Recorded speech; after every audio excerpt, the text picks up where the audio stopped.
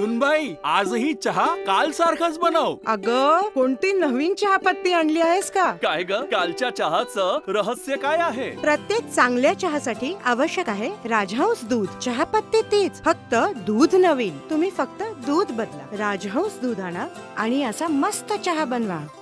मार्च 2025 ला मी सभागृहामध्ये अॅनालॉग चीज आणि आर्टिफिशियल पनीर असा प्रश्न उपस्थित केला होता.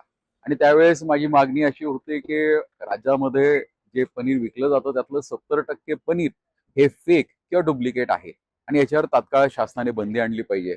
आज महाराष्ट्र शासनाच्या वतीने एफडीए आयुक्त तुकारामजी मुंढे साहेबांनी एक अध्यादेश जारी केलाय, ज्यानुसार 1 वर्षासाठी अॅनालॉग चीज ह्याच्या विक्रीवरती महाराष्ट्रामध्ये विक्री आणि वापरावरती पूर्णतः बंदी आणलेली आहे. त्यांचे विशेष असे मी आभार मानतो, अभिनंदन करतो. हा राज्य सरकारच्या वतीने आणि एफडीए डिपार्टमेंटच्या वतीने घेतला गेलेला एक सर्वात मोठा निर्णय आहे.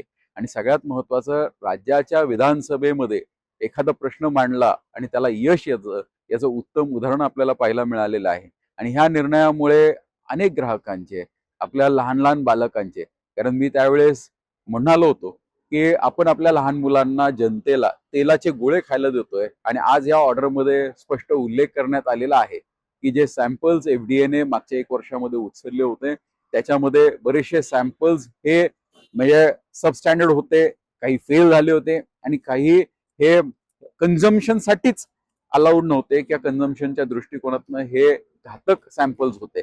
त्यामुळे नक्कीच हा एक खूप मोठा निर्णय आहे आणि या निर्णयाचं मी स्वतःच नव्हे तर राज्यातील प्रत्येक ग्राहक याचं स्वागत करत आहे आणि याचा फायदा ग्राहकांना आणि सगळ्यात महत्वाचा आमच्या दूध उत्पादक शेतकऱ्यांना झाल्याशिवाय राहणार नाही. मी परत एकदा आयुक्त तुकारामजी मुंढे, त्याचबरोबर आदरणीय मंत्री नरहरीजी झिरवळ साहेब, राज्यमंत्री योगेशजी कदम साहेब यांचे विशेष असे आभार मानतो. आणि हे सगळं घडून आणण्यासाठी ज्यांनी त्यांना ताकद दिली असे राज्याचे धडाडीचे मुख्यमंत्री, संवेदनशील मुख्यमंत्री आदरणीय देवेंद्रजी फडणवीस साहेब यांचेही आभार मानतो.